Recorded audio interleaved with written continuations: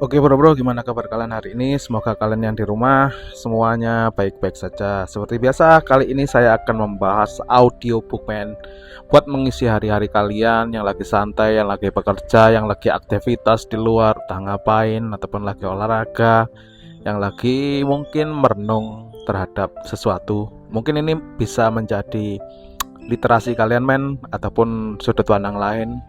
Ketika ada yang belum mengetahui, semoga ini bermanfaat di audiobook kali ini. Kali ini kita akan membahas buku tentang Psychology of Money karya dari Morgan Housel. Oke, langsung aja kita mulai. Psychology of Money karya Morgan Housel di sini menegaskan bahwa keberhasilan finansial jarang ditentukan oleh kecerdasan akademik maupun matematis ataupun strategi investasi yang rumit. Justru, faktor yang paling menentukan adalah bagaimana seseorang itu berpikir, bersikap, dan bereaksi terhadap uang itu sendiri. Dua orang dengan pengetahuan keuangan yang sama bisa mendapatkan hasil yang sangat berbeda karena sebuah perilaku yang mereka berdua itu berbeda men. Jadi bisa mendapatkan hasil yang timpang gitu ya karena sebuah perilaku itu. Hasil menjelaskan bahwa uang bukan sekedar alat ekonomi, tetapi juga syarat emosi, rasa, takut, harapan, gengsi, serakah, dan keamanan. Emosi-emosi ini yang sering mendorong orang mengambil keputusan buruk, bahkan ketika mereka tahu secara teori apa yang seharusnya dilakukan. Banyak orang gagal bukan karena kurang pintar, tetapi karena tidak mampu mengendalikan perilaku mereka sendiri. Buku ini tidak mengajarkan cara memilih saham, menghitung risiko keuangan, atau membaca grafik. Sebaliknya, buku ini membahas cerita, kebiasaan, dan pola pikir manusia terhadap uang. Hasil percaya bahwa memahami psikologi uang jauh lebih penting daripada menguasai teknik keuangan tingkat lanjut. Pesan dari buku ini bahwa dunia keuangan tidak berjalan secara rasional, ia berjalan berdasarkan perilaku manusianya. Oleh karena itu, untuk berhasil secara finansial, seseorang itu harus terlebih dahulu memahami dirinya sendiri. Kita mulai di bab pertama. Tidak ada yang benar-benar gila. No one's crazy. Pada bab pertama, Morgan Housel membuka dengan persyaratan yang kuat. Tidak ada orang yang benar-benar gila dalam mengambil keputusan keuangan. Setiap orang bertindak masuk akal jika dilihat dari pengalaman hidup mereka masing-masing. Masalah muncul ketika kita menilai keputusan orang lain menggunakan sudut pandang kita sendiri. Housel menjelaskan bahwa pengalaman pribadi lebih berpengaruh daripada pelajaran akademis ataupun data statistik.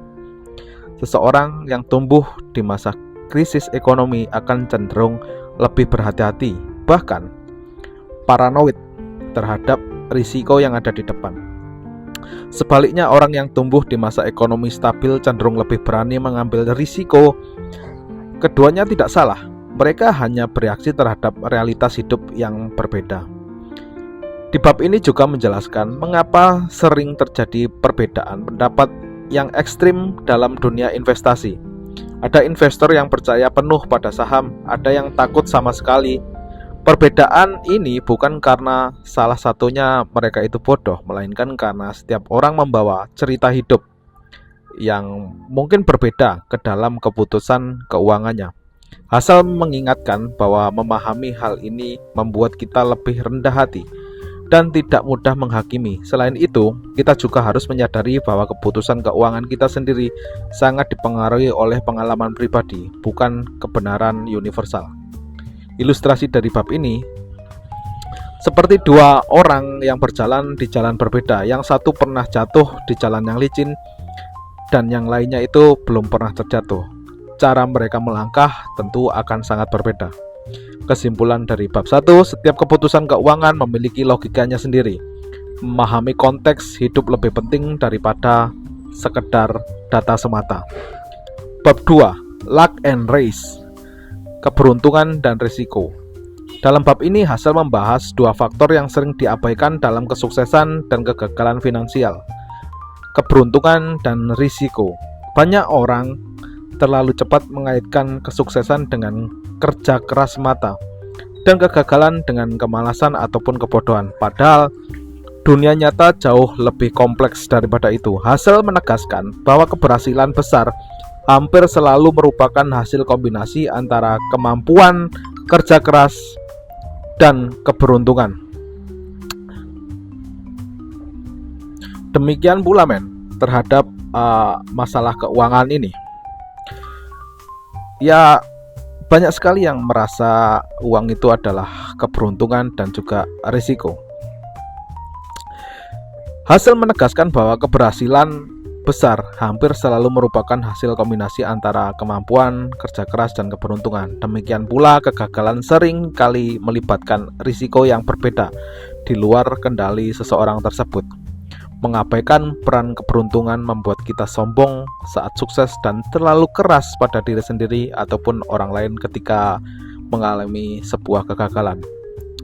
Di bab ini juga mengajarkan bahwa daripada mencoba meniru kesuksesan ekstrim dari orang lain, lebih baik fokus ataupun lebih bijak kita itu fokus pada hal-hal yang bisa dikendalikan, seperti kebiasaan menabung, disiplin investasi, dan gaya hidup yang sederhana. Kesuksesan yang berkelanjutan jarang dapat dari langkah yang ekstrim, melainkan dari konsistensi yang jangka panjang. Hassel mendorong membaca untuk bersikap rendah hati terhadap kesuksesan dan penuh empati terhadap kegagalan. Dengan memahami peran, risiko, dan keberuntungan, seseorang akan mengambil keputusan keuangan yang lebih bijak dan realistis. Ilustrasinya, dua orang menanam benih yang sama, yang satu mendapat hujan yang cukup, yang lain itu terkena badai. Hasil panen pasti jelas berbeda, bukan karena usahanya semata. Kesimpulan, kerja keras memang penting, tetapi keberuntungan dan risiko selalu berperan. Fokuslah pada hal yang bisa Anda kendalikan secara penuh.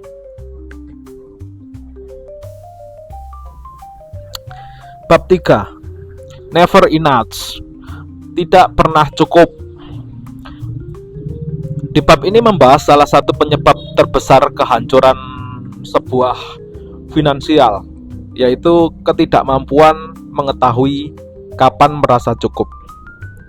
Morgan Hassel menjelaskan bahwa orang yang sebenarnya sudah sangat kaya tetap jatuh miskin karena harus mengejar lebih banyak dan tanpa batas. Keserakahan seringkali muncul bukan dari kebutuhan, melainkan dari perbandingan sosial dan ego. Hassel mengangkat contoh orang-orang sukses yang kehilangan segalanya bukan karena kurang uang, tetapi karena mengambil risiko berlebihan demi mempertahankan status ataupun ambisi mereka. Mereka sudah memiliki kehidupan yang nyaman, namun rasa takut tertinggal dan keinginan untuk lebih membuat mereka melanggar batas aman mereka. Pesan utama dari bab ini adalah kesuksesan finansial yang sejati bukan tentang memaksimalkan keuntungan, tetapi meminimalkan penyesalan. Pengetahuan ataupun mengetahui kapan harus berhenti, kapan harus puas, kapan harus menjaga apa yang sudah dimiliki adalah bentuk kebijakan yang jarang dimiliki setiap orang. Hassel juga menekankan bahwa konsep cukup bersifat personal. Setiap orang harus menentukan batas sendiri berdasarkan nilai hidup mereka masing-masing, bukan standar dari orang lain. Tanpa batas ini, tidak ada jumlah uang yang akan terasa memadai. Ilustrasinya, setiap orang sudah berada di puncak gunung tetapi tetap ingin melompat lebih tinggi hingga akhirnya terjatuh. Kesimpulannya, mengetahui kapan cukup adalah kunci untuk menjaga kekayaan dan ketenangan hidup. Bab 4. Compounding, kekuatan bunga berbunga yang diremehkan. Bab ini membahas salah satu kekuatan paling dahsyat dalam keuangan, compounding interest, bunga berbunga. Namun Hassel menekankan bahwa kekuatan ini sering disalahpahami. Banyak orang mengira kesuksesan investasi berasal dari keputusan cerdas semata, padahal waktu dan konsistensi jauh lebih berperan dari segala hal. Hasil menjelaskan bahwa tokoh-tokoh investor legendaris bukan hanya hebat karena strategi mereka, tetapi karena mereka mampu bertahan sangat lama di pasar. Waktu memungkinkan hasil kecil berkembang menjadi yang luar biasa. Sayangnya manusia sering meremehkan efek jangka panjang karena lebih fokus pada hasil yang cepat. Bab ini juga menyoroti bahwa kesabaran adalah keterampilan finansial yang paling sulit dikuasai. Banyak orang gagal bukan karena keputusan buruk, tetapi karena tidak mampu bertahan cukup lama untuk melihat hasilnya. Ilustrasinya seperti bola salju kecil yang menggelinding pelan, tetapi semakin lama semakin besar dan takkan terbendung apapun. Kesimpulannya, kesuksesan finansial lebih ditentukan oleh lamanya bertahan daripada seberapa pintar strategi Anda itu dalam finansial. Bab 5, menjadi kaya versus tetap kaya. Di bab ini, hasil membedakan dua keterampilan yang sering disamakan, menghasilkan kekayaan dan mempertahankannya. Banyak orang mampu menghasilkan uang yang besar, tetapi hanya sedikit yang mampu menjaganya dalam jangka waktu yang panjang. Untuk menjaga kekayaan, seringkali dibutuhkan keberanian mengambil risiko. Namun, untuk tetap kaya dibutuhkan kehati-hatian, kerendahan hati, dan pengendalian diri. Hasil menekankan bahwa mempertahankan kekayaan lebih tentang menghindari kesalahan besar daripada mencari peluang besar. Ia juga menekankan pentingnya margin of safety, ruang aman dalam sebuah keuangan. Orang tetap kaya adalah orang yang mempersiapkan diri untuk skenario terburuk dalam hidupnya, bukan hanya berharap pada yang terbaik. Ilustrasinya dari bab 5, seperti mendaki gunung, mencapai puncak sulit, tetapi turun dengan selamat seringkali lebih menantang. Kesimpulannya, menjadi kaya membutuhkan keberanian, tetapi tetap kaya membutuhkan kebijaksanaan dan pengendalian diri. Bab 6. Jika berhasil, Anda menang. Bab ini Morgan Housel menjelaskan bahwa dalam dunia keuangan dan kehidupan, keberhasilan ekstrim seringkali ditentukan oleh sedikit keputusan ataupun peristiwa penting. Sementara sebagian besar upaya lainnya memberikan dampak yang relatif kecil. Fenomena ini disebut sebagai tail event, yaitu hasil ekstrim yang muncul dari distribusi probabilitas. Asal menekankan bahwa banyak orang salah menilai kesuksesan karena mengira semua usaha memberikan dampak yang sama, padahal seringkali hanya salah satu ataupun dua keputusan besar yang benar-benar menentukan hasil akhir. Dalam investasi misalnya, sebagian besar keuntungan portofolio sering berasal dari beberapa investasi unggulan, sementara sisanya hanya memberikan kontribusi kecil atau bahkan rugi. Bab ini mengajarkan pentingnya memberi ruang untuk peluang besar terjadi. Jika seseorang terlalu takut gagal dan selalu bermain aman, ia mungkin tidak akan pernah mengalami keberhasilan yang besar. Sebaliknya, orang yang memahami bahwa kegagalan kecil adalah bagian dari proses akan lebih siap menunggu momen kemenangan yang besar. Hasil juga mengingatkan bahwa kesabaran dan konsistensi adalah kunci. Kita tidak pernah selalu benar, kita hanya perlu cukup benar pada momen yang tepat. Ilustrasinya seperti pemain baseball yang sering gagal memukul bola, tetapi pada pukulan sempurna bisa menentukan sebuah kemenangan. Kesimpulannya, kesuksesan besar tidak membutuhkan banyak kemenangan, hanya beberapa keputusan tepat yang dipertahankan cukup lama. Bab 7. Freedom, kebebasan adalah tujuan utama uang. Dalam bab ini Housel menyatakan bahwa nilai tertinggi dari uang bukanlah kemewahan melainkan sebuah kebebasan. Kebebasan untuk mengatur waktu, memilih apa yang ingin dilakukan dan menentukan arah hidup sendiri adalah bentuk kekayaan yang paling bermakna. Banyak orang mengatakan uang demi simbol status seperti rumah mewah ataupun mobil mahal. Namun Housel berargumen bahwa simbol-simbol tersebut seringkali justru mengikat seseorang pada kewajiban finansial yang lebih besar. Sebaliknya, orang memiliki kebebasan finansial mungkin hidupnya sederhana, tetapi memiliki kendali penuh atas hidupnya. Hasil menekankan bahwa uang memberi kita kemampuan untuk berkata tidak pada hal-hal yang tidak kita inginkan. Kemampuan ini memberikan ketenangan psikologi yang jauh lebih berharga daripada barang mewah. Bab ini juga mengingatkan bahwa kebebasan finansial tidak selalu berarti pensiun dini, melainkan memiliki pilihan. Pilihan inilah yang membuat hidup terasa lebih bermakna. Ilustrasinya seperti burung dengan sayap sederhana, tetapi bebas terbang kemanapun ia mau. Tujuan utama uang adalah memberi kendali atas waktu dan pilihan hidup, bukan sekedar membeli barang. Bab 8. Paradoks orang di dalam mobil. Bab ini membahas fenomena psikologis yang sering diabaikan. Ketika kita melihat kesuksesan orang lain, kita jarang memikirkan orangnya, tetapi diri kita sendiri. Hasil menjelaskan bahwa simbol kekayaan seringkali lebih berfungsi sebagai cermin ego daripada pengakuan nyata. Misalnya, ketika seseorang melihat mobil mewah, yang dikagumi bukanlah pemiliknya, melainkan bayangannya diri sendiri jika memiliki mobil tersebut. Ironisnya, pemilik mobil itu mungkin justru tidak mendapatkan keaguman yang ia harapkan.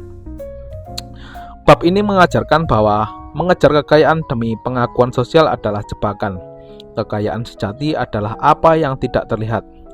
Tabungan, investasi, kebebasan finansial. Hal-hal ini jarang mendapatkan pujian, tetapi justru paling berharga. Ilustrasinya seperti panggung teater. Penonton fokus pada kostum, bukan pada cerita di balik layar. Kesimpulannya, jangan mengejar kekayaan demi dilihat orang lain. Fokuslah pada keamanan dan kebebasan yang tidak terlihat. Bab 9. Kekayaan adalah yang tidak terlihat. Bab ini, Morgan Housel menegaskan bahwa konsep penting yang sering disalahpahami, kekayaan sejati tidak terlihat oleh mata. Banyak orang mengira kekayaan tercermin dari rumah besar, pakaian mahal, kendaraan mewah. Padahal semua itu justru sering menunjukkan banyak uang yang telah dihabiskan, bukan kekayaan yang dimiliki. Housel menjelaskan bahwa kekayaan adalah opsi, fleksibilitas, keamanan finansial, hal-hal yang tersembunyi di balik layar.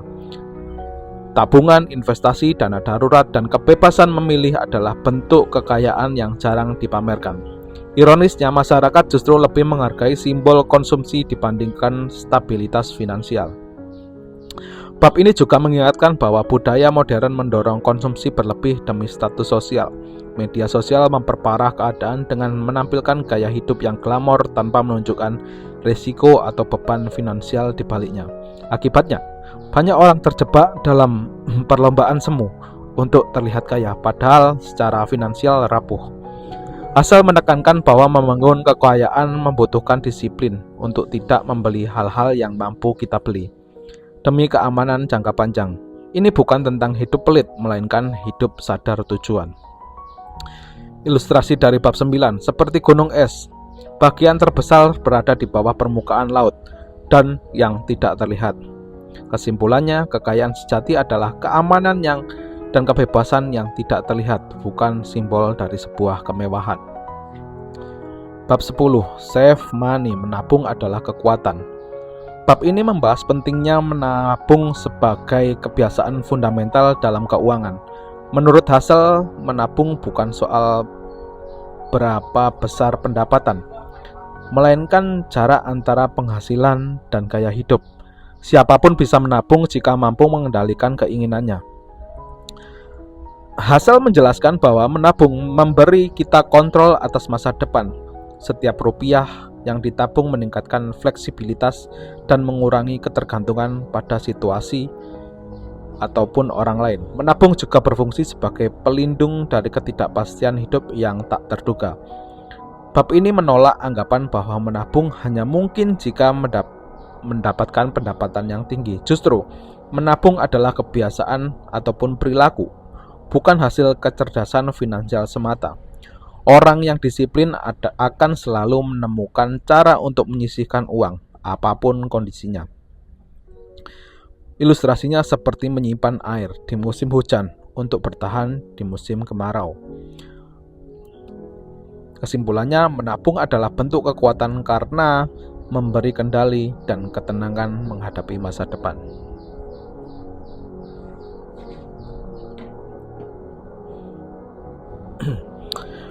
Bab 11. Masuk akal lebih penting daripada logis.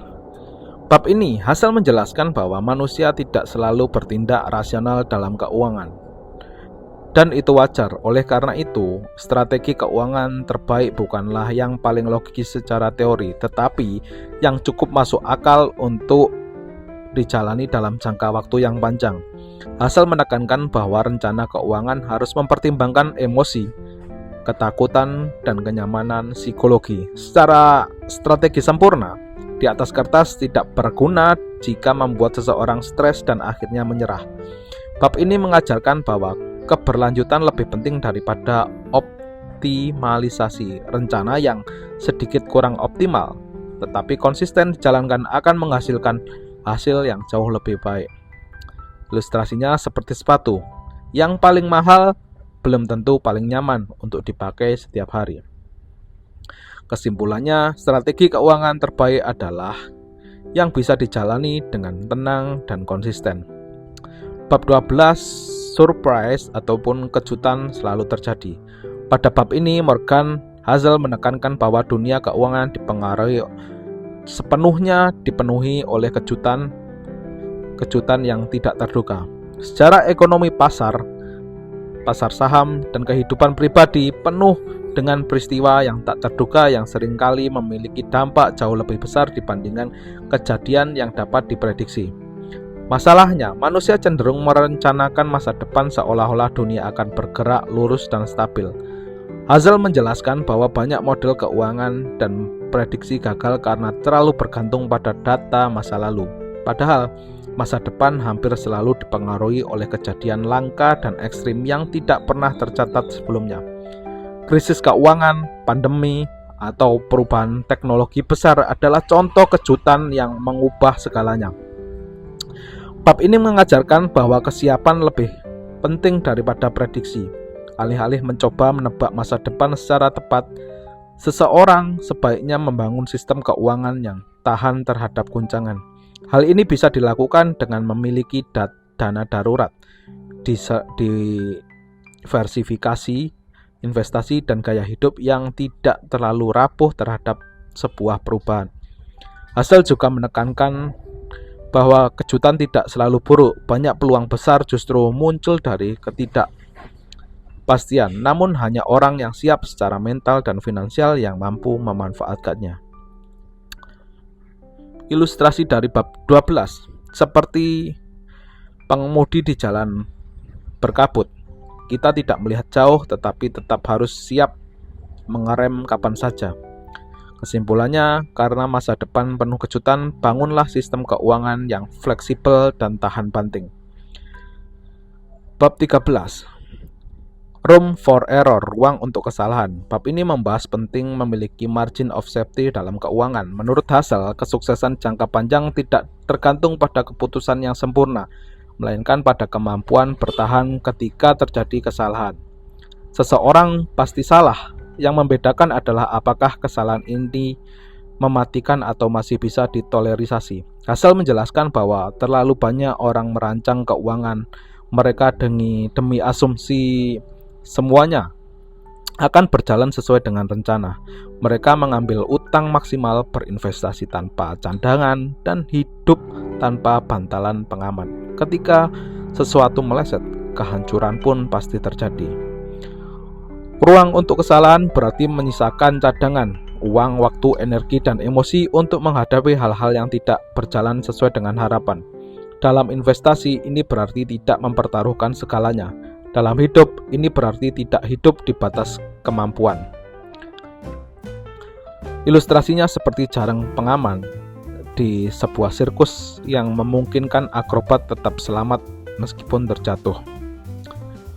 Kesimpulannya, kesuksesan berkelanjutan membutuhkan ruang aman untuk menghadapi kesalahan yang tak terhindarkan.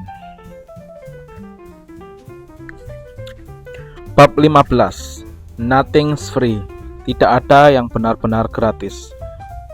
Bab ini Morgan Housel memperkenalkan konsep penting bahwa setiap keuntungan dalam hidup dan keuangan selalu memiliki harganya sendiri.